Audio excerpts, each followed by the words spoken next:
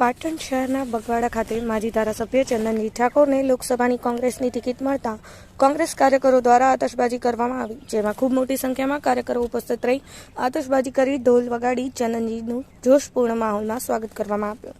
ત્યારે આ પ્રસંગે પાટણ ન્યૂઝ 24 સાથેની વાતચીતમાં ચંદનજીએ પાર્ટીના કેન્દ્રીય નેતાઓ તેમજ કાર્યકરો અને જનતાનો આભાર માની ખૂબ મહેનત કરી પાટણ લોકસભા સીટ જીતીશું તેવી આશા વ્યક્ત કરી તેમજ જનતાના વિવિધ પ્રશ્નોને વાંચી આપીશું. આ પ્રસંગે પાટણના ધારાસભ્ય કિરીટભાઈ પટેલ, ભરતભાઈ ભાટિયાએ પણ ખુશી વ્યક્ત કરી પાટણ લોકસભાની બેઠક બહુમતી દ્વારા જીતાડીશું એવી આશા વ્યક્ત કરી.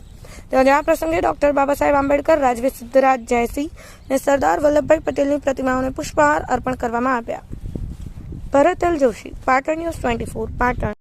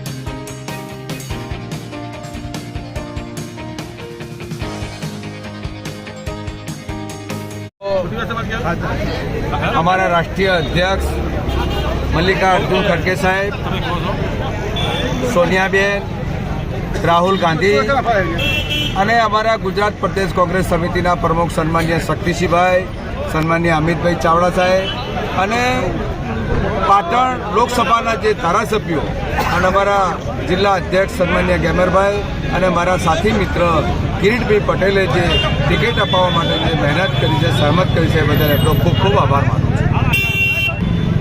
ચૂંટણી જીતવા માટે પાટણમાં અનેક પ્રકારની વ્યૂહરચનાઓ છે. ભારતીય જનતા પાર્ટીનું 30 વર્ષનું શાસન, 10 વર્ષથી કેન્દ્રમાં શાસન, પાટણને જે પ્રકારે અન્યાય કરવામાં આવ્યો છે એ અન્યાયનો જવાબ આપવા માટે આજે સમગ્ર પાટણ જિલ્લો અને લોકસભાની જે લોકો છે, મતદારો છે, એ લોકો આજે ઉમટ્યા છે. અને હું સ્થાનિક છું, હું લોકલ ઉમેદવાર છું અને લોકલ ઉમેદવાર તરીકે જે કોંગ્રેસ પાર્ટી જ્યારે મારી પસંદગી ઉતારી છે ત્યારે પાટણનો અવાજ દિલ્હીની પાર્લામેન્ટમાં કઈ રીતે પહોંચાડવો એ મારા અનેક પ્રયાસો રહેશે. અને પાટણવાસીઓની જે મને સેવા કરવા માટે જે મને આજનો જે ઉમંગ આપ્યો છે એ બદલ જે મતદાર ભાઈઓ છે, જે લોકો છે, જે મને સહયોગ કર્યો છે બદલ હું ખૂબ ખૂબ આભાર. ચૂંટણીના મુદ્દા કયા હશે તમારા? ચૂંટણીના અનેક મુદ્દા હશે. ભારતીય જનતા પાર્ટીએ 30 વર્ષમાં પાટણ જિલ્લામાં એક પણ એમઓયુ કરવામાં ના આવ્યું. પાટણ જિલ્લામાં એક પણ એવું કામ બતાવો.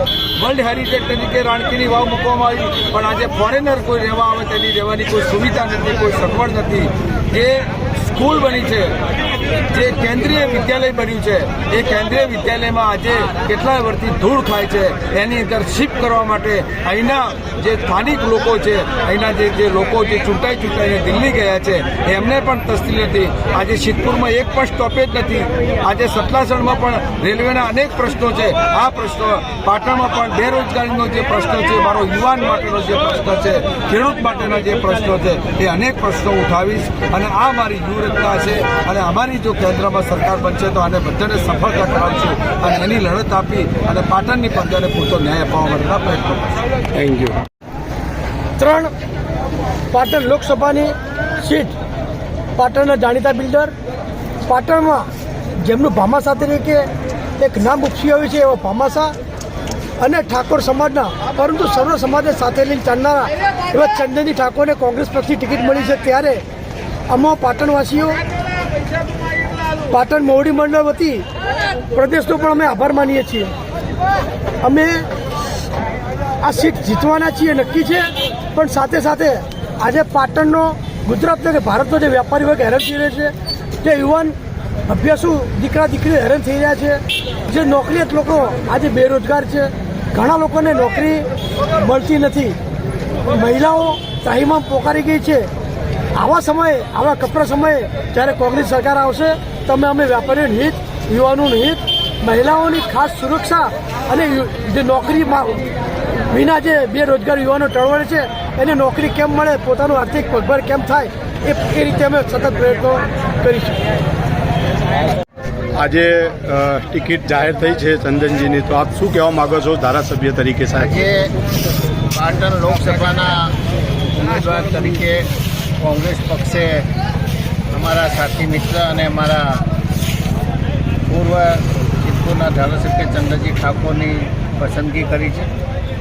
ચંદનજી ઠાકોર એ સ્થાનિક ઉમેદવાર છે.